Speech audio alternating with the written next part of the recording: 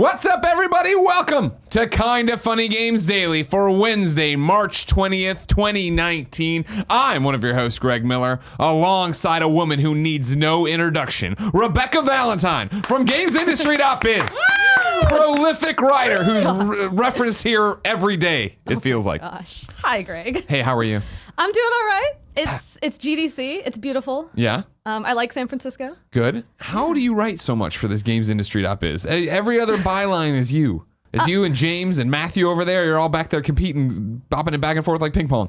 There are very few of us. I think we're like 6 people, I think, 7. Okay. I should be able to count such a small number. But most of them are on the UK side. It's just me and Brendan here in North America. So by the time you show up for the morning, it is all me. You do a great job. Thank you so much, Rebekah. If somebody didn't know you, other than the GamesIndusty.biz bylines, what's your story? Talk to me about that. Where does this all start for you? How long have you been doing it? Where you freelancing? Are you full time over there? What's your mother's maiden name? What's your password? That's your password? No. No, I was an English and philosophy major in school. I didn't really know what I wanted to do with it after I graduated. I did technical writing to pay the bills for a little while and just sort of meandered my way, but I was looking for something more creative to do with my time. And a friend of mine told me about a freelance, I guess it's more contract work, games writing job. And I played like Pokemon and Assassin's Creed. I had good games. Good games, Kevin. I had games knowledge, but it wasn't, overflowing. Encyclopedia. This is horrible. I should never admit this on the internet, but when I first started, I didn't know what Dark Souls was. Oh my never God. heard of it. Who does? Great question, Kevin. Good question. Game. No, thank you. No one. But I did that for about 3 years, and I think during my 3rd year, I went to my first E3 to cover as a freelancer for the site that I was writing for at the time. Okay. And I had an interview with an indie developer there who was so excited about his game. He was just so pumped up. He talked nonstop for 10 minutes, didn't let me get a word in, but he was telling me wonderful things. Sure. And I just listened to him, and in that moment, I was like, you know what? I want to do this with my life. Yeah. So I went hardcore freelance that year. I pitched to a ton of places. I got a whole bunch of bylines, different places, and then about almost a full year later, I got hired at Games Industry. Now, here's where Weissmark comes in at patreon.com/kindafunnygames, where you can write in with your questions. Weissmark says, happy hump day to the Kinda Funny crew. I have a question for the legendary Rebekah Valentine. I was wondering how you got into your niche of games journalism from a business perspective. Was your background in business? Was it difficult to find a platform for this niche when you started out? I'm in law school in love when my 2 biggest interests of gaming and the law intersect, like with the Fortnite dance lawsuits. I would like to get into writing about these topics in the future, and I'm hoping to have some advice. Keep up the excellent work. The Roper Report is better because of you. He's talking to you in particular. Yeah, so GamesIndusty.biz is so dialed in on what they talk about, right? Whereas, an IGN and a GameSpot is going to be about the reviews, about the new patch notes on some game or what opinions and stuff like that. You guys are financial figures. You are sales numbers. You are what's happening in terms of layoffs around the industry. How did you find your footing there, and why is that stuck for you? Yeah, I didn't have any background in business when I started. I had, the 4 years in kind of consumer journalism, like what you were just talking about. Yeah. And that part was new to me. And they were kind of looking for someone who had experience and who understood the industry, which sure. I did. But who, they could work with and who would be willing to learn from them. And I am ridiculously fortunate to get to work with, in my opinion, the best business writers in the industry. Yeah. Matt and Brendan and James and Hayden are all just incredible, and Chris and they were really good at working with me they still are. I'm coming up on a year there this May, and my first several months were a bit of a crash course. Yeah. I didn't have a lot of business background, so I'm sure Brendan, eventually got tired of me just pinging him every 5 minutes in Slack with questions about what does this mean? What does this mean? But he was really patient with me, and he taught me, and he helped me also get better at finding the resources that I needed to come up with these things on my own. Gotcha. And so it was a bit of a crash course, but I think maybe this isn't a universal thing, but I think regardless of what topic you want to write about in the industry, having a strong foundation, just kind of knowing about games and loving games is really important. And then also having a strong foundation in writing and research. If you have good research skills, which you can get in a number of different ways, sure. through work, through education, through practice. But if you have strong research skills, then you can find your place most places. Awesome. Yeah. Well, I'm happy to have you aboard. Finally, it's been too long. Today, we're going to be talking about the Nindy news, Google's speeds, and of course, Lucasfilm Games Living. But that, of course, should come as no surprise because this is Kinda Funny Games Daily. Each and every weekday on a variety of platforms, we run you through the nerdy video game news you need to know about. If you like that, be part of the show. Patreon.com/kindafunnygames with your questions, comments, concerns, bad PSN names for maybe a little while longer, and everything else under the video game sun. Then you can tune in to watch us record it live on twitch.tv/kindafunnygames. If you're watching live, you have a special job. Go to kindafunny.com/you're wrong and tell us what we screw up as we screw it up so we can set the record straight for everybody watching later on youtube.com/kindafunnygames, roosterteeth.com, and listening on podcast services around the globe. The printer, it still has all the labels in it, it turns out, from the Joey sending off the t-shirts. And so I started printing there, and that kind of screwed everything up. But we got one printout for you, and I was like, we gotta go. Just do this show. Housekeeping for you. Kansas City.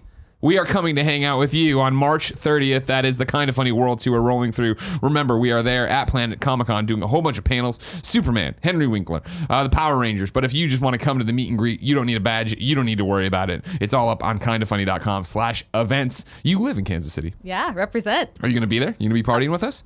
Yeah. All right, great. Why would I miss it? I just want to make sure. No. Just want to make sure you know I'll be you're there. invited. You know what I mean? Of course. Barrett apparently didn't know he's invited to anything. He's not coming to anything. I don't know what his problem is, just because we won't pay to fly him across the country. Being too mean to him. I'm being too mean to him, Kevin. Yeah. You're more mean to him than I am. What? Yeah, you're the meanest person in the office.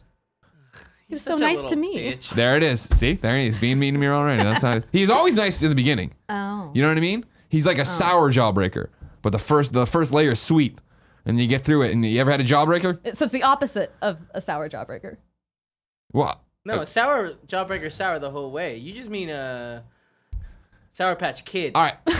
Well, don't those start sour and get sweet, don't they? Well, yeah, but if you get the reverse. Let's get sour out of it. All right. He's like a Mounds bar. All right. He's chocolate on the outside, which people really like, and then he's coconut on the inside, which I like, but a lot of people don't like. You're Mounds. Better? Yeah, well, yeah. Mounds for all this. You know what I mean? Get out of here. Thank you to our Patreon producers, Almond Mohammed, Joy. Tom, Bach, and Blackjack. Almond Joy. I don't need the almond, and I like the dark chocolate over the milk chocolate. You're an idiot. You're an idiot. Today we're brought to you by ROBINHOOD and THIRDLOVE, but I'll tell you about that later. For now, let's begin the show with what is and forever will be the Roper Report. Time for some news. An enthusiastic do from Kevin. I like it. 5 items on the Roper Report. Oh, Baker's dozen! Number 1, we had a Nindies showcase this morning to kick it all off. Nintendo came out with, it's on 2 pages, 16 games. I'm counting a whole bunch of Lambier stuff as 1. What was your reaction, Rebekah Valentine? My reaction was attempting to watch it unfold on Twitter while Yeah. I was in the car on the way over here. I should have told you to come early. That you could have just come and watched it with us. My apologies on I that should have one. thought about it, honestly. Cuphead, probably, the big highlight. From the very beginning, they lead with Cuphead coming to the Nintendo Switch, shocking the world. I mean, it's been that thing of will they, won't they, right? There's been so many rumors of Xbox Game Pass coming. We knew that Xbox Live is coming to Nintendo Switch in some way. Is Ori real? Is it going to be Cuphead? There have been this back and forth for a long time. They led with Cuphead, where Kirk from Nintendo and Katie from Nintendo hosting, but Kirk saying that our friends at Xbox, our friends at Microsoft, they made a point to say that, helping get this over. Over on the Xbox News Wire, Chris Charla from Xbox had this to say. And he's talking about GDC in general and all the stuff they're doing with Xbox Live. But specifically, growing out of these recent discussions, we are partnering with Studio MDHR to investigate bringing Xbox Live features beyond Xbox and PC to Nintendo Switch. Yes, this means that fans will now have the opportunity to experience Studio MDHR's award-winning debut game on Nintendo Switch with Xbox Live. We'll be working with Studio MDHR to implement Xbox Live features into Cuphead on the Nintendo Switch in the coming months. Given the early stage of our work with Studio MDHR, the Xbox Live features will appear in a post-launch update to Cuphead on Nintendo Switch. We'd like to thank Studio MDHR and Nintendo for their help in this investigation. So once again, tip of the sword kind of move, it feels like, right? Let's get in there and see how it works. It's what we've talked about in terms of Cool. If you want to bring Xbox Live there, do it with a few games, learn the ropes, figure it out, then apply it to everybody else. Major Nelson apparently tweeted right as we were going live, according to Tim Geddes, that this includes for sure achievements, that you'll be able to earn Xbox Live achievements on your Nintendo Switch when this patch eventually comes for Cuphead. Cuphead coming immediately, pretty much. April 18th, you're going to be able to get your hands on that. Kevin, very excited about it. Of course, Kevin didn't beat the last Cuphead. You don't know that. And so now, well, I do know because you'd brag about it like Tim brags about it. Am I wrong? Barrett beat it? Barrett didn't beat it. He did. Barrett, if it isn't a Pokemon or some other weird anime, Barrett doesn't know about it. He played it with the not attacking anyone version. That's fine. I mean, whatever. That's crazy. He's crazy. He's a crazy man. So yeah, Cuphead coming to Nintendo Switch on April 18th. Then Overland was there. It's a turn-based strategy game coming this fall. I played it at PAX, I want to say East last year. Look at you bragging. I am not bragging. I'm giving my present. Kevin, stop riding me today. We're doing a show over here. I played it. I enjoyed it. It's turn-based strategy. You have to make a whole bunch of hard post-apocalyptic, decisions like that. My friend Pedro is coming in June. NeoCab, an emotional survival game, is coming this summer. It's where you're basically an Uber driver, and it's like words and all these. I'm so in. I can get on board with that. 100%. And it's like it looks like it's all told from the perspective of looking into the car, and then you get in. You have to worry about your rating in this NeoCab world. You have to investigate your friends' stuff. It sounds cool. They showed a trailer for The Red Lantern. This is one featuring Ashley Birch, and basically it's you doing the Iditarod and going across there, and you have to craft, and you have to, heal yourself. Your dogs get in the trailer. The dog gets attacked by a bear. The bear breaks its neck. No, Greg, don't tell me that. I'm sorry. You got to hear about it somewhere. And then when they came back to more of the Iditarod, it looks like it's all FPS similar to like Firewatch. So I guess first person perspective, not shooter. And like when they came back to mushing, there was like an empty space where that dog was because it had protect her from the bear. I was like, it seems cool. Later this year is what they said for it. Sorry, maybe you can make your own choice, Rebecca, and the dog won't die. I'm really excited about this. I've been following Musher Twitter lately because the Iditarod just happened. Okay. It's really cool. Okay. The Iditarod is cool and dogs When you are cool. celebrated, I thought you knew about the game, and I didn't know about the game. Like I had missed it. It turns out you just like dog mushing and Iditarod stuff. Yes, I love dogs. Have you seen Snow Dogs? Great movie. No. That's a Cuba Gooding one, right? Yeah. Yeah. What's the Paul Walker one? 8 Below? This is an old argument from interview. Okay, that's interesting. So is this getting you excited? Does this sound good? You want to be out there crafting, making fires, a Firewatch where you're just going through mushing dogs? I'm agreeing with you. I'm tentatively nodding, waiting for you to throw in the whole thing about dogs getting hurt. And then I'm going to be really, really sad. Protect them. That's on you. I will protect them with my life. Okay, good. That's on you. I can't do that. Dark Wood, a survival horror game, is coming this May. Katana Zero is coming April 18th, and that looked dope as hell. Tim was like, oh, we've heard of this game before. I hadn't heard of it. The name sounds familiar, but basically, 2D game where if you get hit once, you die, and you have your katana blade, and it looks, like NES, Super NES. You're jumping between the levels, platforming, but then knocking bullets back at the guys who shoot them, killing them with your sword. You can slow down time and run through. Looks awesome. I'm all in. Double Fine announced Rad. It'll be coming this summer. It's a weird game where you mutate. You run into snakes and other animals, and you mutate into them, and then use them to attack them in another post-apocalyptic world. Creature in the Well was announced. It's coming this summer. It's a pinball. It's not a pinball game. It's you're like the last electrician trying to turn on, keep the world going after this another post-apocalyptic thing, and so you have to use your thing to knock back paintballs to do all sorts of things. All the weird premises for these games sound great. Hey man, that's what Nindies are all about. Yeah. Blood Roots is announced that it's coming to. It got announced in the Nindies that it's coming to the Switch. You already knew that it was coming to PC, and it's also coming to PlayStation 4. They announced that after the fact. This is the one where. Revenant meets Jackie Chan or John Woo flick, where you're this like guy with an axe, or like you got the bearskin hat, and then you're like attacking everything. It's how fast you can kill all this stuff. There's a party mode, hopefully up right now. Patreon.com/kindoffunnygames. We had to wait for the embargo to pop, where we all play it and try to set the high score. Pine is coming in August. It was a weird looking one, so we'll just skip over. Number 12, Vlambeer had a whole section. Super Crate Box is coming next month. Nuclear Throne is coming today. And then Vlambeer Arcade is coming later this year, which is going to be a collection of arcade games that gets added to. With the first one being Kevin, I didn't write it down. It's the bug one. What's the bug? Space Bugs? Ultra Bugs? Something like that? Ultra Bugs sounds... Google that for me, if you don't mind. Vlambeer Arcade, and get me that name. But that's coming later this year. Vlambeer Arcade. Vlambeer Arcade. Yeah, man, I got Cool to see their name in the news again. They've been kind of quiet lately. Well, that's how Rami is, right? He's busy talking. He's busy giving talks. Is he busy talking or just walking around in that leather jacket? Because I always see him at every event just walking around in that leather jacket. I'm like, what do you make? They do the thing where they make a game every day or whatever. They put it up or they're helping do that. Yeah, meditations. Yeah, that's been really. I've tried some of those. They're really, really cool. Vlambeer does awesome stuff, and it's that weird thing that I don't feel like we talk about them all that much. Rami, friend of the show, been through a lot. Rami loves to do that one thing of like, hey, I'm in town. That's right. Ultrabugs, thank you. Hey, I'm in town. Can I be on a show? And I'm like, well, no, the shows are all booked. You need to tell me ahead of time. You can't just like try to come in the next day or whatever. Swim Sanity is coming this summer. Inti Creates announced that Blaster Master 02 is out today.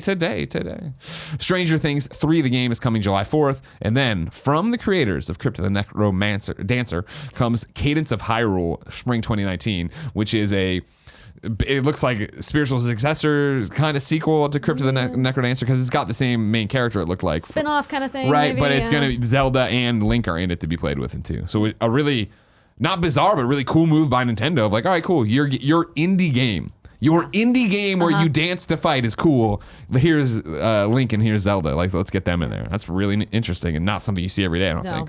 They do not do that for hardly anybody, but particularly doing that for smaller studios. They've done really well, it seems, on support for independent studios. I mean, yeah, 100%. And I think it's been an interesting changing, right, of the baton getting passed over and over again, where I think Xbox, of course, 360, right, that kind of defined them for a long time. Summer of Arcade, Xbox Live Arcade, this is what we're doing. Then PlayStation got on board with PlayStation 4, right, where it was like, hey, we're the gamer's machine, games, no more cell processor. It's easy to port your games. But then as that got super successful, they leaned more towards AAA. And so when Nintendo came around and was like, all right, cool, we're here with this machine that it can't compete in terms of AAA, where you're going to play The Division. That's not what its place in the market's going to be. Instead, it did become, cool, we're going to give you great first-party Nintendo games and a flood of Nindies, right? Indie games that are going to come here and become what the Vita always was. And we are the Vita too. And we owe everything to Vita. Miyamoto said that. We owe everything to Vita. You know what I mean? Yeah. And there does seem to be, maybe anecdotally, but a lot of support from people who, particularly want to buy indie games on the Switch specifically. Yeah. I mean, it's just such a great platform for it, right? Where I feel like that's where I buy pretty much all my indie games. If there's a game I want to take a chance on, I take a chance on the Switch because I know it's going to be, I want to play it, and I don't feel like playing this one Switch game I thought I was. So now I'm going to jump through my library and see what do I have on here that's going to fit the mood. Every time. Very exciting. Brian Scollo wrote in to patreon.com/kindoffunnygames and says, so we just saw the Nindies showcase, and what a way to start bringing CupHead to Switch next month. Obviously, we've had hints of other games possibly coming to Switch, but now we have this. What does it mean for the future of Microsoft-produced titles in the pipeline on Nintendo? What does this mean for Game Pass, especially after seeing Stadia yesterday? And Kevin, don't highlight it while I'm reading. I can't read over your name. And with integrating Xbox Live, can we expect achievements on these games as well? Love all you do. Let's go, kind of funny FCFL Milk Mommies for the win.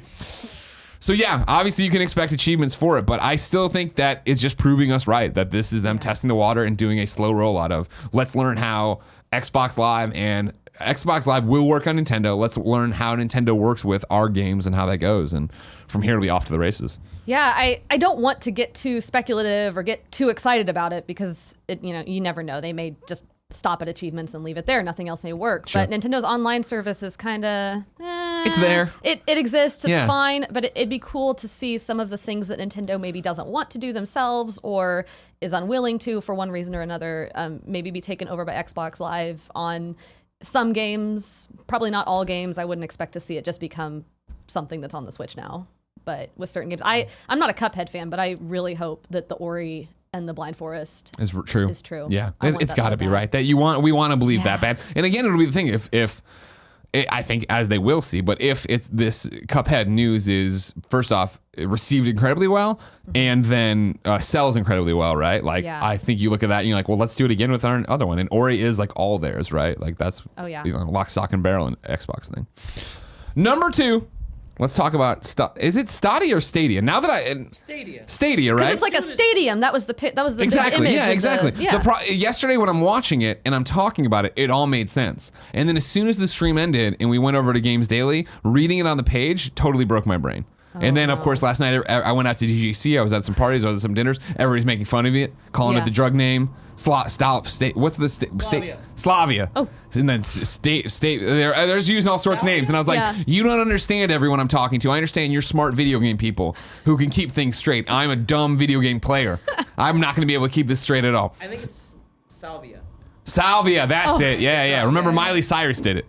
I remember that video a long time ago. Miley Cyrus doing it. No, I watched the thing and I heard Stadia and I thought, oh, that seems like a normal name. And then after it, I've been saying Stevia for the last 24 hours or so. That's how it goes. It'll eventually become common nomenclature, we find. But all right, now. Stadia internet speeds. Maddy Myers from Kotaku talked to Phil Harrison, put up a podcast over on Kotaku you can listen to with it, but broke out the questions in written format. Had a bunch of them. Here are the two that are making the rounds that I think are interesting for you, KFGD listener. What internet speed do you need to run Stadia? Phil responds, we were able to test a lot of this with our project stream test last year, starting back in October. To get 1080p, 60 frames per second required approximately 25 megabits per second. In fact, we use less than that, but that's where we put our recommended limit at. But with innovations that we've made on the streamer side and on the compression side since then, when we launch, we will be able to get 4K, but only raise the bandwidth by about 30 megabits per second. So, if you have less bandwidth, we'll give you a lower resolution. We do a lot of that for you in the background, and we will only offer up the appropriate bandwidth for the infrastructure that you have. Another question, what hardware do you need to get Stadia on your TV? Quote, Chromecast is the way that you reach your TV at launch. And that's the end of the quote. And by the way, an Xbox controller won't do the trick. Back to a quote. In order to reach our Chromecast, you need the Stadia controller. Back to Maddy. You can use whatever USB controller you want on PC, though. What do we feel? How do you feel about this 25 megabits per second? I feel that their promise at the opening of the presentation for greater accessibility was a really nice one. 25 megabits per second sounds really nice, but I'm still skeptical. I don't know what people's internet speeds necessarily are all around the country. I feel like having that consistently is maybe not feasible for a lot of people. And then they say if you have less bandwidth, they'll give you a lower resolution. How much lower? Right, How bad is that going to look? I don't know. I would love to see them do some sort of thing because they have Google Fiber. Yeah. I wish they had come out with some bigger, massive rollout of Google Fiber to go along with this. Sure, totally. We tried so hard with Google Fiber. Yeah. I know. It started in Kansas City, so I'm a little attached to it. Sure. We've got free Google Fiber out there. You suck and I hate you. No, that was one of my hopes when it started going and it was happening and they showed the controller. I was like, is the controller going to be a 5G hotspot? Is it going to be something crazy like that to get it really going? While we're talking, I just ran an internet speed test on my laptop.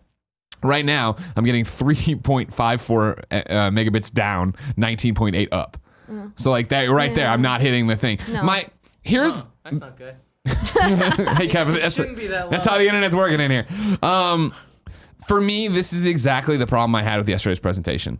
Is that and I was talking to people last night on all the GDC stuff I was doing. I was already on board. I already can't wait for the streaming future. I can't wait to see where it goes. I'm super excited about it. That presentation yesterday, I think, got a lot of people excited, but it didn't answer questions like this in a frank manner. Right. Of like, this is everybody's problem. Of like, what is this really going to look like? How's it going to work? Now, taking away from what they're talking about here, this is back to a conversation Tim and I were having about good enough. Last year when we were playing Assassin's Creed on this, Chromebook at this desk, or this Microsoft Surface at this desk and Jared's Chromebook at this desk, we clearly weren't getting 1080p, 60 frames per second, blah, blah, blah. But it was good enough, and it was impressive, and it was cool to play it there. And I understand that if I'm not hardwired, if I'm not right next to my Wi-Fi spot, that's going to happen. Yeah. This is being thrown around right now on Reset Era and headlines on IGN and in comment sections all over the place, being like, this is ridiculous. I don't have 25, yada, yada, blah, blah, blah.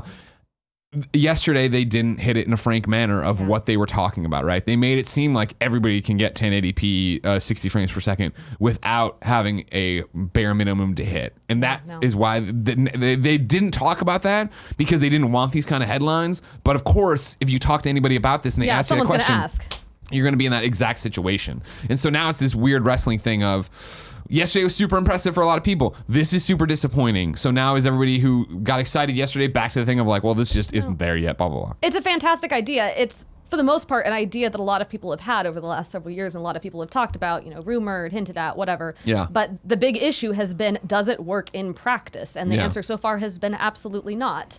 So that's the question right now. Does it work in practice? And I don't think he said they're going to announce more this summer. But Yeah. even then, And until it's in the hands of thousands of people with different internet speeds, at different ISPs, all over the place. And Maddy asked too, like, so you're announcing at E3? And he's like, summer, that's it. Okay, Yeah. well, all right, great, thanks for nothing. And that was what I hoped for yesterday. I really did hope it was going to be like, and it's out now in some fashion. Yes. For you to try it and you to believe, because people need to try it and believe it and have it and see all the problems. Brad Sams at Thurrott, frequent now contributor, not as prolific as Rebekah, but on here a lot lately, reported this over on Thurrott. Following the Google keynote, Phil Spencer sent out an email that was shared with me by sources close to the company to the gaming org at Microsoft, where he put the announcements in perspective. This is Phil now, apparently. Allegedly. We just wrapped up watching the Google announcement of Stadia as a team here at GDC. Their announcement is validation of the path we embarked on 2 years ago. Today, we saw a big tech competitor enter the gaming market and frame the necessary ingredients for success as content, community, and cloud. There were no big surprises in their announcement, although I was impressed by their leveraging of YouTube and the use of Google Assistant and the new Wi-Fi controller. But I want to get back to us. There has been really good work to get us to the position where we are poised to compete for 2 billion gamers across the planet. Google went big today, and we have a couple of months until E3 when we will go big. We have to stay agile and continue to build with our customer at the center. We have the content, community, cloud team, and strategy, and as I've been saying for a while, it's all about execution. This is even more true today. Energizing times, Phil. Energizing times. Right. Wow, the energy at GDC and streaming. I still feel Nintendo, Xbox, and Microsoft have more of a chance to pull this off in terms of public perception. I feel like when they shadow dropped that trailer and we're like, hey, we're working on it, 52 data centers around the world, Azure servers, blah, blah, blah, blah. We're going to talk about it later. If they come out now at E3 and they talk about it and they are like, here's what the kind of internet you need. Mm-hmm. Here's what maybe it is running today on some like one game. We're doing a beta test. You can jump in and play it like right now. I feel like that's going to go over bigger than doing this. It's back to what I learned in journalism a long time ago at school was show don't tell. Right? Like yesterday, Google told us about their system. Everybody wants to be shown it. Everybody wants to be shown that, no, it actually works wherever you are in some capacity. Just this talk about it is going to keep screwing stuff up. Yeah. Pricing models, too. That's the other big question mark for me walking out of that, too. Especially if Xbox can come and say, this is how much it's going to cost for the equipment. This is how much a game is going to cost. Yeah. All those things, because it matters for developers and publishers. It matters for people who are going to put their games on whatever this is. And you can't sell a platform without really good games on it. Yeah. Alex Russ Zero Syndicate wrote in to patreon.com/kindoffunnygames referencing the Kotaku Phil Harrison thing. Again, bringing that up, stream content in Stadia is 25 megabits per second for 1080p 60 frames per second and 4K at 30 megabits per second. By comparison, Xbox Live recommends 3 megabits per second for gaming and 3.5 megabits for HD video. However, the 25 Mbps speed is comparable to the 4K recommended speeds of Netflix. With that information, it doesn't seem that Stadia can really boast to play on any network and becomes a specialty use case scenario. Do you think that perhaps this is a specialty use focused product, parentheses, early adopters of iDevices and 4K experiences? Because it doesn't seem that this is lowering the barrier to entry for the consumer. I mean, from the announcement of it, I think this is a specialty product, right? Isn't it how all tech launches really start? Like, I don't expect my mom or my friend Poe back home to be on board day one. In the same way, even with Chromecast, and like Tim talks about this all the time. And I bought a Chromecast day one. I was like, oh, $35, whatever. Used it once, like, it's not that great, and never thought about it again. Right. And now Tim was telling me, of course, how that's improved, and now it's ubiquitous for his friends who aren't gamers. That they just get that. They understand what a Chromecast is. They use it all the time, and it's there. But that took years and years and years to get to. Yeah. The thing that I was looking for when I was watching that was they showed it on mobile devices. And mobile devices, even if you can't afford an Xbox or whatever else, you have a phone, and your phone can probably play most mobile games. Yeah. The idea that the same phone that plays, fairly simple, not intensive mobile games can also play Assassin's Creed, like that's crazy to me. That was insane. Yeah. Because the mobile industry is just humongous. And so the idea that all these AAA titles could have suddenly this massive audience. Sure. And that's kind of what I thought they were going for, just in terms of talking about accessibility. But the actual nuts and bolts, the practical internet speeds you would need to run these, it's starting to sound like it's not actually going to happen in practice. Again, you got to see it. I just don't know. I know. Show me the Carfax, as the Carfox always says. That's what I need right now, right, Barrett? Yep. Yeah, it'll be interesting to see how it all nets out, but I think until we have it in some way, shape, or form for people to actually use it, that'll be different. Because even yesterday there was some GIF I saw, or maybe a video going around on Twitter of somebody at GDC using Stadia, and it was like playing Assassin's Creed and hitting the jump button or the climb button and it not working, and then the latency of them doing it, and it was like, again, this is like not the way to do it. Not you know on what I mean? the show floor. Exactly. Show it to somebody. And first off, that's going to happen. That happens. I mean, it happens to us in the division. Like, you know what I mean? Like a hardwired thing where I know that happens, but again, people are starving for information because you got them hyped, but you didn't present it all, and so now they're gonna eat up all this stuff that is bad news, and we'll see how it all nets out. Yeah, it was a weird presentation. Yeah. Oh, Barrett says yep too. Number 3, Lucasfilm Games lives. This is from Fraser Brown at PC Gamer. Disney appears to have resurrected Lucasfilm Games. You'll probably be more familiar with its successor, the greatly missed LucasArts, which developed and published countless games both in and outside of the Star Wars universe until it was closed in 2013. While LucasArts was responsible for everything from Monkey Island as a developer to Old Knights of the Old Republic as a publisher, don't get your hopes up about a wave of new games appearing. Job listings posted on the Disney Careers website suggest it will support games using Lucasfilm IPs, including Star Wars, rather than developing them itself. None of the listings are for developers or game artists. They're for roles like producer, associate brand art director, and marketing coordinator. The listings mention helping, quote, build the next great set of Star Wars and Lucasfilm heritage products with developers and managing the review and approval of interactive products that incorporate Lucasfilm IP, such as Star Wars film and television properties. Then there was an update. While the Disney Careers listing are all publisher-side jobs, it looks like Lucasfilm Games is also looking for designers. Team 17 community manager Ashley Day shared a screen cap of a LinkedIn post from a Disney recruiter advertising for a technical artist, engineering manager, producer, community manager, and a lead game designer. So it looks like it actually might be interested in making new games after all. Back to the original story. While some might wish Disney would take away the license from EA, which has just produced only 2 Star Wars games, both sequels, in 6 years, there's nothing to suggest that will happen. But with the cancellations and the issues caused by Star Wars Battlefront 2's business model, it may be that Disney has decided to become a little more hands-on. It could also be interested in remastering or bringing back Star Wars games, classic Star Wars games. Heritage Products suggests that it's a possibility, and there's certainly an appetite for it, judging by the reception of fan remakes to Dark Forces and Star Wars Episode 1 Racers. What do you take away from this, Rebecca? I'm with the cautious look at this. Disney has a history of just kind of sitting there and overseeing everybody messing with its properties and being okay with not dipping its toes in itself. I wouldn't expect them to get too heavy on the development side. Right. I definitely agree with the takeaway from that they're probably just going to, hand off IPs in little ways to other studios, perhaps. I don't know. It sounds like mobile games. Everything sounds like mobile games to me. My hope reading this, and it's something that Ron wrote into with patreon.com/kindoffunnygames, is that this is them going, we need a Marvel Games team. Right? Like that's, I said it, I know I've said it a million times in the show, but I really feel like when they brought in Bill Roseman and they brought in Mike Jones and they were like, all right, here are 2 guys who are Marvel Games. And that doesn't mean they're making the games. Right. It means that we're partnering with developers, all big and small, and these guys will be the ones who are there to touch base and go talk to them and make sure their stories are in line with what we want and their gameplay's in line.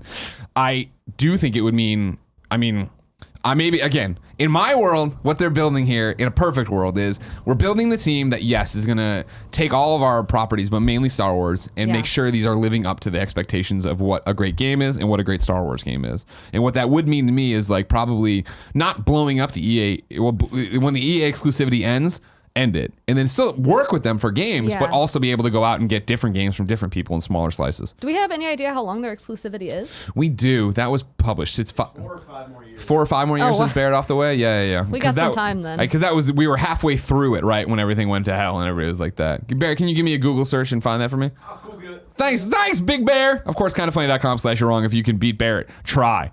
Just try. I dare you. Nobody can beat Barrett. He's the fastest there is. Also, I have the page closed, so I won't see it until I go check it.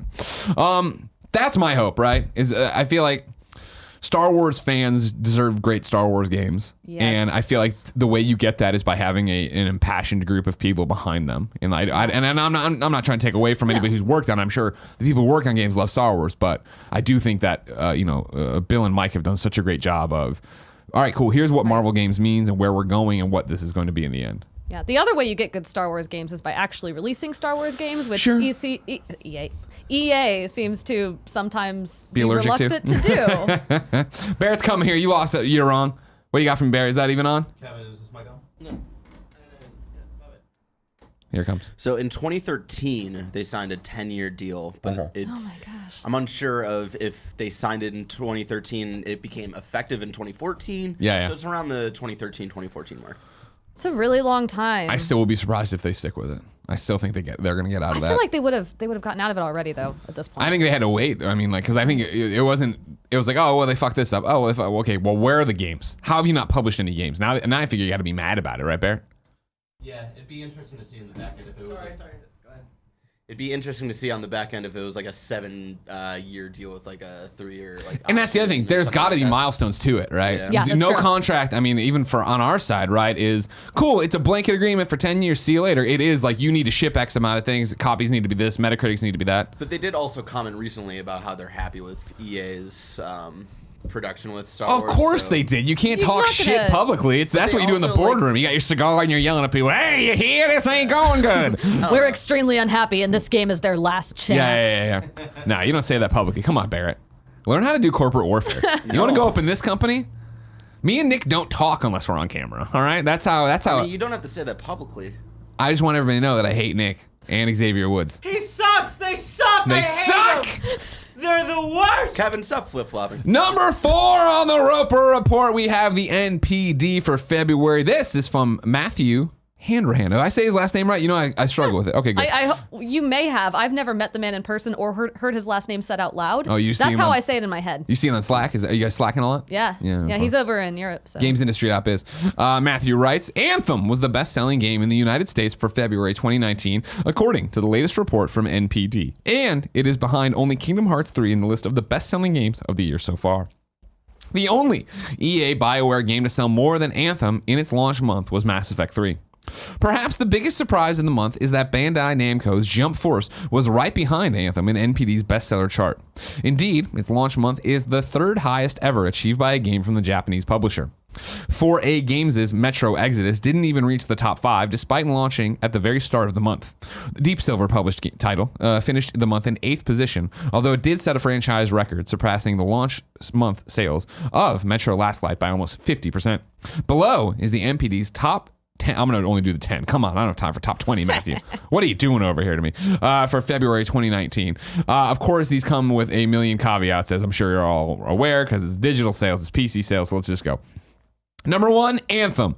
This does not include PC digital sales. Number 2, Jump Force. Number 3, Kingdom Hearts. Number 4, Far Cry New Dawn. Number 5, Red Dead Redemption 2.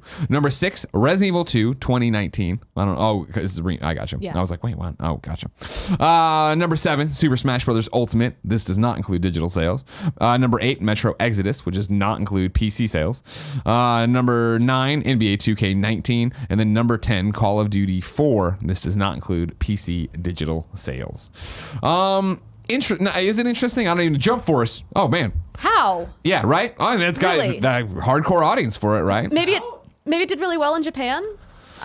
Well, yeah. What? Oh no, sorry, this is NPD. Yeah, this is NPD. What the Yeah, heck I mean, am it talking does about? well in Japan and getting enough Yeah, fans no. over here, right? Yeah. I mean, it No, how? is surprising, but it's also like I get that has an audience. Like, you know what Yeah, I mean? And like. In a month of where, yeah, you're talking about Anthem being the big release for February, right? And I think Kingdom Hearts had already been out, right? I mean, Yeah, Resident Evil, Red Dead, you Super have Smash. things that are out there that are... Metro Exodus being at 8 also doesn't surprise me. I know Matthew calls it out there, right? And Yeah. it's calling out because it's a brand new game that was on shelves all month, but... I do wonder if it. I mean, because that doesn't include PC digital sales, and that's one platform digital only that. But I do wonder if PC digital was higher for Metro. It seemed like that was more popular. Well, they had done the than- whole thing too, didn't they?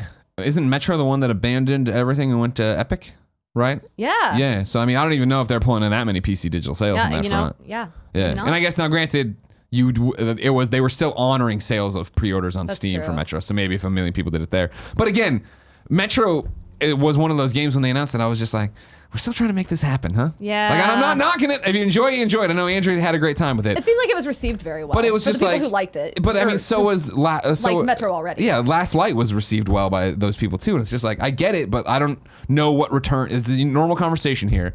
What is the return they wanted out of that, and did they get it? Because I looking at it, I was like, I don't think you're gonna find mainstream success with this. I don't think you're gonna find a breakout one. And I mean, coming in number 8, I think proves it to an extent. But we'll see. You know how it is. The light burns for those people. Number 5, and finally on the Roper Report. This is a fun one from IGN. Joe Skrebbels, a made-up name, reports the new Apex Legends character might be a reference to a Titanfall 2 speedrunner. The newly released Octane, Apex Legends' 9th character, could be an in-joke about a series of famous, and I would say infamous, Titanfall 2 speedruns. As pointed out by Steve Kim on Twitter, friend of the show, Octane's intro video explains that he rode, quote, a grenade blast to beat the Gauntlet speed record, end quote. That's pretty similar to some incredible Titanfall 2 speedruns in that game's pilot's Gauntlet tutorial area. YouTuber Cash Mayo currently holds the world record time for the Gauntlet under the name R. Bright. Only this month, he beat the Gauntlet in a frankly absurd 12 seconds. And he's repeatedly beaten the record by, you guessed it, riding grenade blasts. Were you into Titanfall 2 when it dropped? No, but speedrunning of any kind is insane. Well, this was the nightmare thing where for so many trophy hoarders like myself, and even like if you want to go to be an X-bot, like I remember Scott Porter trying to beat this over and over and over again, where they had a gauntlet up there, that you needed to go through and do, and it was so incredibly grueling to get there that the 12 seconds is beyond crazy. Like, I mean, it was like, I forget what it was. Kindoffunny.com/you're wrong. What was the initial time you needed to beat for the gauntlet for that trophy or an achievement? But it was interesting when this broke. I'm like, oh, that's a cute little nod to what they've done before, let alone not only than what they've done before with the gauntlet being so tough, but then to a very specific person that figured out a weird way to do it with grenades. Respawn's doing everything right over there. Yeah, it's cool to see them give that recognition out to really cool communities. Yeah. Keep it up, Respawn. Good job. Rebekah, I'm excited to see what other in-jokes they put in to Apex Legends, but that's still so far away. If I wanted something more immediate, like say, what came to the mom and grop shops today, where would I go? The official list of upcoming software across each and every platform as listed by the Kinda Funny Games Daily Show hosts each and every weekday. Yeah. Out today! Immortal Legacy, The Jade Cipher on PS4, Hell Warders on Xbox One, Chocobo's Mystery Dungeon Everybody on PlayStation 4 and Switch, Super Kickers League, PlayStation 4 and Switch, Argatha on PC, Dracologic on PC, Snow Battle Princess Sayuki on PC, Assault on Metaltron, Assault on Metaltron on Switch.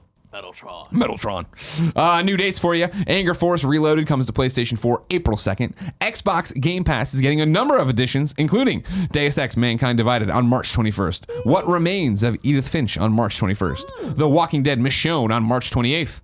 Vampire, it's confusing. March 28th. Operencina, The Stolen Sun, March 29th. That's that Zen game, not pinball, that we got to announce during the showcase. And then Marvel vs. Capcom Infinite on April 1st. Deals of the day for you if you go to IGN, they have a deal alert. Mario Odyssey, Diablo 3, Skyrim, and more Switch games are on sale. These are spread out over Walmart and Amazon, sometimes both. But if you head to IGN, you can check it out. Now, Rebekah, it's time for Reader Mail. But first, I'm going to tell you about our sponsors. Up first is Robinhood. Robinhood is an investing app that lets you buy and sell stocks, ETFs, options, and cryptos, all commission-free. While other brokerages charge up to $10 for every trade, Robinhood doesn't charge any commission fees, so you can trade stocks and keep all your profits. Plus, there is no account minimum needed to get started, so you can start investing at any level.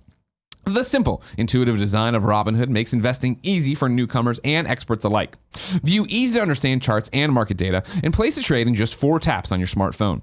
You can also view stock collections, such as 100 Most Popular. With Robinhood, you can learn how to invest in the market as you build your portfolio. Discover new stocks, track your favorite companies, and get custom notifications for price movements so you never miss the right moment to invest. Robinhood is giving listeners at Kinda Funny Games Daily a free stock like Apple, Ford, or Sprint to help build your portfolio. Sign up at games.robinhood.com. That's games.robinhood.com. Up next, Third Love. Let's talk about bras. Using millions of real women's measurements, Third Love designs its bras with breast size and shape in mind for an impeccable fit and incredible feel. Why is Third Love so good? It's the Fit Finder quiz. Third Love uses millions of women who have gone in and you put in their data points, and they take the when they take the Fit Finder quiz, and this is how they design them, and then people go and do it. What I hear about it, it's just a few simple questions to find your perfect fit in 60 seconds. Over 12 million women have taken the quiz, and it's actually fun, and it takes less than a minute to complete.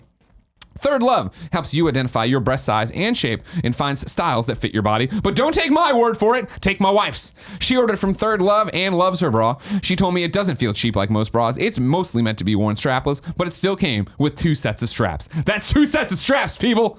Be like Jen. Third Love knows there's a perfect bra for everyone, so right now they are offering my listeners 15% off their first order. Go to thirdlove.com/games to find your perfect fitting bra and get 15% off your first purchase. That's thirdlove.com/games for 15% off today. Daniel Summers writes into patreon.com/kindafunnygames and says, "Hi, Greg and Rebecca. When I heard that Stadia had announced their own first-party studio, I couldn't help but imagine the negative effect it could have on first-party exclusives after the next generation. Nintendo and Sony are still going strong with first-party exclusives, and Microsoft is poised to rise from the ashes next generation. Should Stadia prove successful and Google create more first-party studios as a result, they would become a 4th platform to consider when looking at an exclusive game. Could this potentially divide the audience enough where first-party exclusives are less and less profitable? Could this lead to less AAA exclusives per platform for future generations? Thoughts? Daniel." This is a business one for you, Rebecca. Yeah. I think if it affected anyone, it would probably affect Microsoft the most because, PC, it's all on a computer. Yeah. People can get specific about which service they would want to use, but it's still competing with games that you're playing on your computer. I think assuming that Google was successful with Stadia and having all these great first-party exclusive, I think it would force all the platform holders to kind of revisit how they look at those, because the idea is you want to sell games to more people, and if we're now split, if the market is diluted a little bit more, I don't know. That's an interesting thought.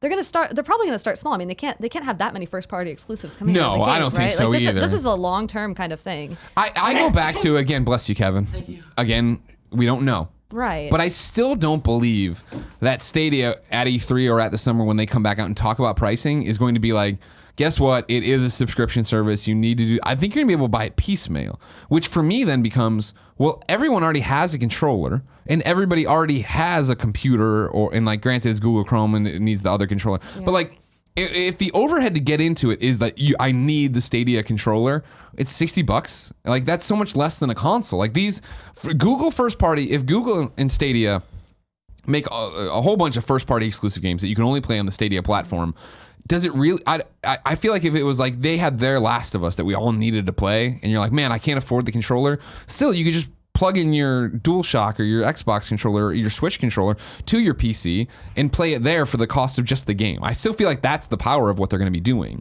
And if so, then it's opened up to more people. And then in this argument, right, especially talking about the next generation, I still believe with my heart of hearts that Xbox is going to say like, all right, cool, Xbox streaming and Scarlet and all that jazz is coming to Nintendo Switch.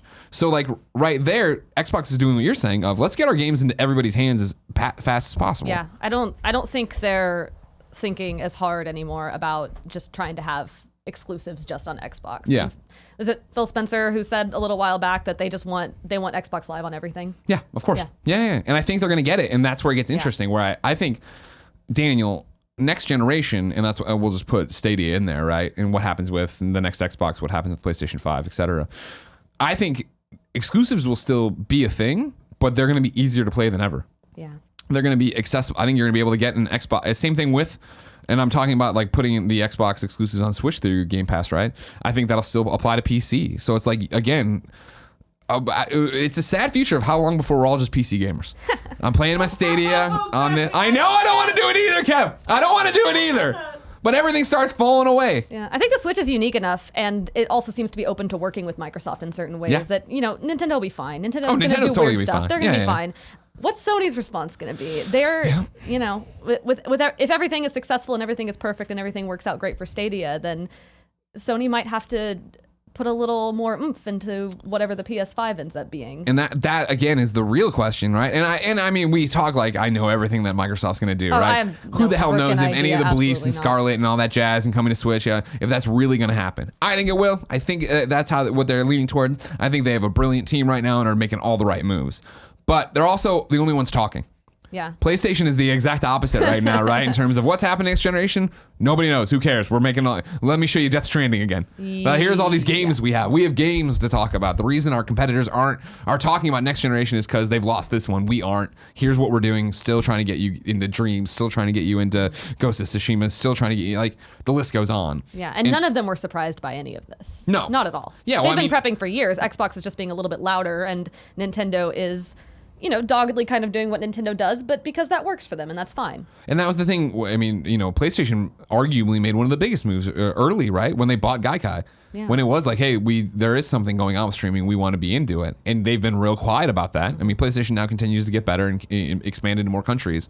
But they're not beating their chest about it because they don't have to. The games are beating their own chests, and the system is running away. You think Sony will just come out with some big, absurd, ridiculous thing like at the end of the year or something that'll just be like, wait, where were you keeping this whole time? No, but I hope so. You know what I mean? No, I don't think that. Sony moves so slowly. I just don't see that happening, but I would love if they were like, here's PlayStation 5, and we're all like, holy shit. Yeah. You did it again, PlayStation. Good job. Amon writes in this thread line of thinking on patreon.com/kindoffunnygames and says, hello and good morning, KF crew. My question is, why are some people so dismissive of Stadia? Some claim it's undoable, yet we have the AC Odyssey project stream. We know it can be done. Some say it's pointless because not everyone has good internet. Of course, that's why Stadia is being released in a limited number of countries. It's for those people in those countries that have good internet. I myself won't be using Stadia because the internet in my country sucks. But still, I'm very excited for the future. More people will play the games due to low cost of entrance, not having to buy a console. Companies that make games will also benefit due to new potential customers.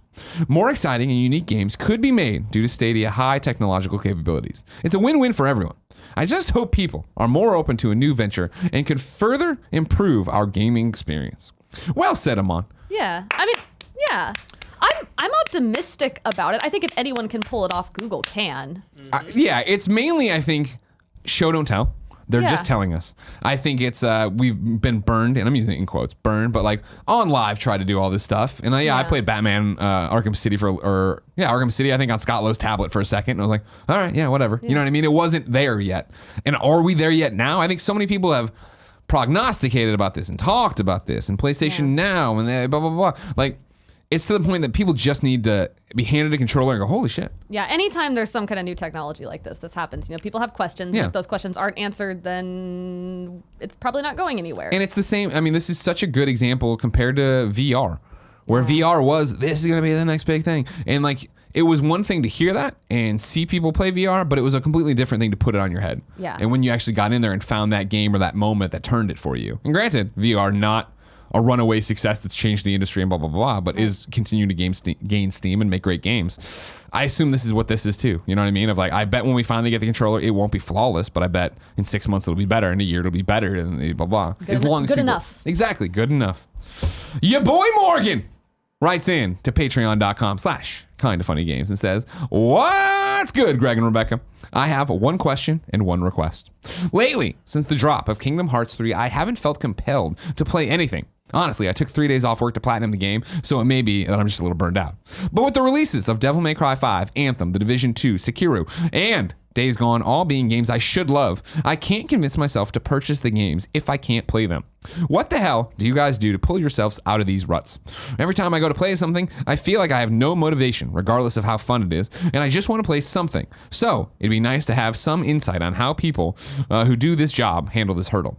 Now my request, Greg, I'm on the fence about Division 2, and I need someone to push me over. For the love of God, convince me to get the game so I can stop talking, so I can stop taking it in and out of my PSN card. I see where that sentence was going. Love what you guys do. Can't wait to hang in Kansas City with all the milk mommies out there. Your boy Morgan. So starting at the top, what do you do when you get in a gaming funk? I'd stop playing games. Exactly. I'd go do something Exactly. else. It's Morgan, it sounds like you're burnt out. It really does. Yeah. 3 days off work to platinum Kingdom Hearts 3. Yeah.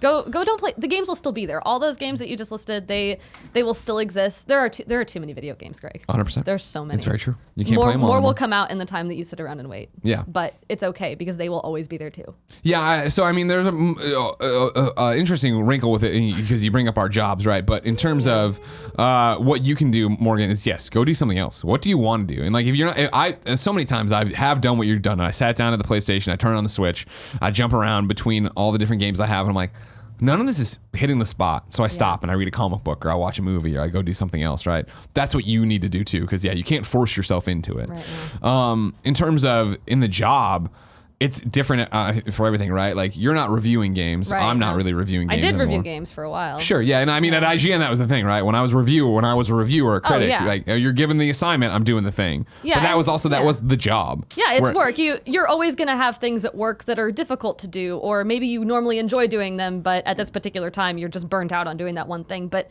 you still gotta do it gotta because do it's it. your job. Yeah, and so exactly, you push exactly. through. It's different. Yeah, exactly. And then the request. You're on the fence about Division 2. Your boy Morgan, I don't know what more I can do. And there's an hour and a half of Don't try to Games Cast convince him. up Don't try with to- Fran, Get away from- Andrea, Kevin, Andy, Barrett. Did you pop in on the Games Cast? I can't remember. He talked. YouTube.com/kindoffunnygames and podcast services. It's an hour and a half of us gushing about that game. And then you can see my Twitter feed. And you can see me right now. Sick to my stomach that I gotta fucking sit here when I can't be playing the game. What, Kevin? Greg. Did you hear- You're great. It's not you at all. You're awesome. Did you hear Would me- I kill you right now to go home and play the Division for a while? Yes, I would. Fair.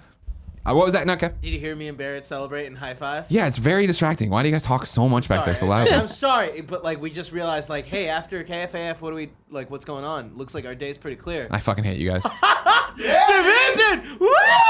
You know who else I really fucking hate? Massive. And Julian, the developers of the Division 2. How fucking dare they release this the week before GDC? They knew I'd have shit to do. They knew I'd have Assholes. things to go do. I hate They them. just want to fuck up my life. Thanks a lot, Julian. Thanks a lot, Massive. Ubisoft, you're on the list. Gotta be a Nintendo fan. I that don't a get good- Yoshi's Crafted World till after GDC. Yeah. Once again, Nintendo looking out for people. Ubisoft doesn't care. They flick cigarettes in your face. They're monsters. Love it. It's time to squad up. It's where one of you writes in to patreon.com/kindoffunnygames. You give me your name, username, platform of choice, and why you need help in a video game. I read it here. The best friends come and find you. Today, one person submitted, and they were trying to look for more people for a podcast. And I was like, we've done too many of those lately. I'm not doing that. So now I'm going backwards through time looking for people. Here we go. I have not done this one.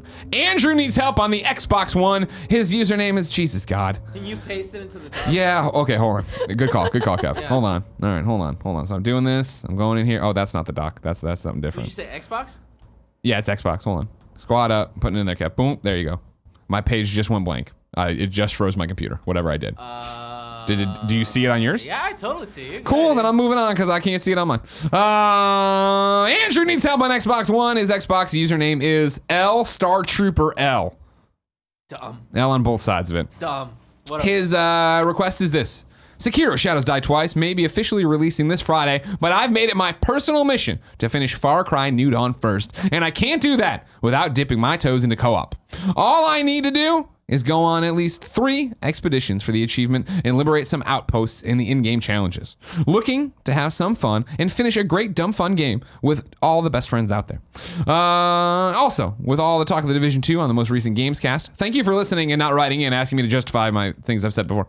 I find myself really wanting to jump into another fantastic Ubisoft title. So, there may be more opportunities to play together in the future. I'm on the East Coast and usually only get on my Xbox around 6 p.m. Eastern, so shoot me a message on Xbox Live and let's go get to tearing through highwaymen like they're butter. If you want to play Far Cry with Andrew, hit him up on Xbox One, lStarTrooperl. Rebecca, we asked people watching live on twitch.tv/kindoffunnygames to go to kindoffunny.com/you're wrong and tell us what we screw up as we screw it up so we can set the record straight for everybody watching later on youtube.com/kindoffunnygames and listening on podcast services around the globe. There's also a roosterteeth.com thing in there. I'm still getting in the swing of it. Kebabs writes in with the most important correction or clarification. Greg is correct. 8 Below is the Paul Walker dog film. Mush Hour is the other also Disney movie. I know because I made a joke about it on a recap. Armando, I think, says Detroit Become Human and Heavy Rain are coming to PC through the Epic Games Store. Ooh. Breaking news for you. That I saw David Cage teasing something earlier, and that is it. Oh, according to Capitalist Pig, it's actually Heavy Rain, Beyond Two Souls, Detroit Become Human, coming to PC on the Xbox Game Store. Epic Games just picking them up, putting them in its bag. Yeah, exactly, right. Get all the One after exclusives. another. Nom nom nom nom nom. A lot of people writing in about the Quantic Dream thing. Okay. A lot of people talking about this. All right, Star Wars deals. Capitalist Pig says the EA Star Wars deal started in the middle of 2013. Details just weren't released to the public yet. Brandon Hoffer says, hey all, just wanted to quickly point out that Metro Exodus was released on February 15th. It wasn't released in the beginning of the month. Good clarification. Yeah. Here you go. Capitalist Pig says the Titanfall 2 trophy Greg was talking about. The time needed to be less than 33.65 seconds. Outrageous, and that one sucked. Yeah. There you go. Yeah, you do the thing while I look. That's great. I just like his jam. I don't even need to do anything. You know what I mean? I was considering helping, but I don't want to ruin the art here. No, he ruined it. All right, we're done. That was it. Ladies and gentlemen, that's been Kind of Funny Games Daily for Wednesday. Rebekah, where can people keep up with you? You can find me on Twitter at Duck Valentine. Great and name. Thank you. And all my writing stuff at GamesIndusty.biz. Thank you. Please keep writing it. Otherwise, I'd have nothing to talk about on the show. It's my job and I like it, so I feel like I probably won't stop. Okay, good. Thank you very much. You did a great job. Thanks. That's right. Ladies and gentlemen, this has been Kind of Funny Games Daily. Remember, you can be part of the show, patreon.com/kindoffunnygames. Watch it later, youtube.com/kindoffunnygames, roosterteeth.com. Watch it live, twitch.tv/kindoffunnygames. Listen on podcast services around the globe. Tomorrow, the Crooked Commish himself, WWE superstar Xavier Woods, will be here to host the show. No! I know, right, Kevin? We got some words to have with him. But until then, it's been our pleasure to serve you.